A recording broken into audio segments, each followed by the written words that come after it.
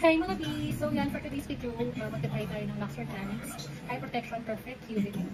So meron na siyang 2% niacinamide, hyaluronic acid, and terashatica with vitamin C, and SPF 50+++.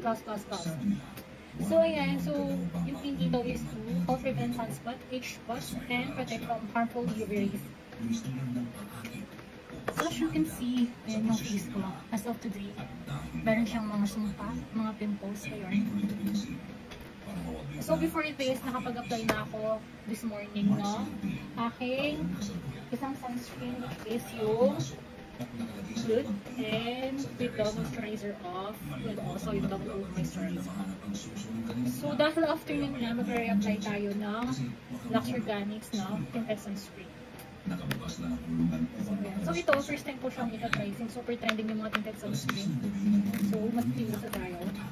Which is, user naman talaga ako ng tinted sunscreen. So yan, yung packaging niya, ayan siya. So,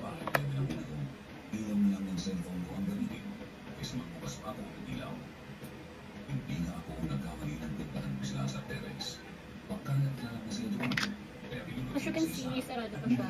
Hindi na siya nita-try. Let's try. Yung two-finger method na sinasabi nila. Yung araw talaga sa kanilang sunfish rock. So ayun, one finger muna. Let's try kung yung mag-blend. So ayun siya. So, isa muna.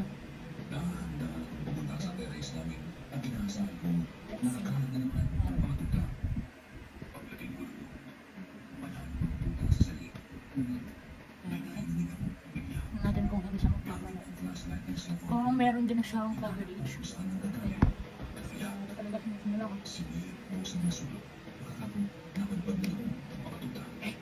Ang araw talaga oh. Nakaman. Wait na, nag-sunscreen pa ako. Isa pa. Other thing. Ayun. Lalo na.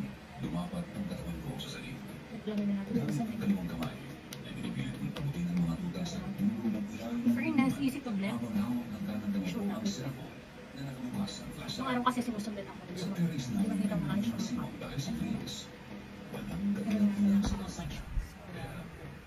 Yung flashlight sa cellphone ang tanging naniliwanagan. Nang maabot na ang natuta, napansin ko ayan, as you can see, okay naman siya, blendable. Walang libag factor. Hindi siya nagbabalat. Hindi siya namumuo din. Ayan. Pero, kung naghahanap kayo ng sobrang coverage, so as you can see, on my skin type, sa aking mga pimples, hindi siya ganyan na cover. Parang ano lang siya. Nabigay lang siya ng ganyan. For me, it's good naman. Hindi siya heavy, lightweight din. Ayan. Since mag-run or mag-walk tayo outside, kailangan natin ng protection. Ayan. So far, so good. Yan lang.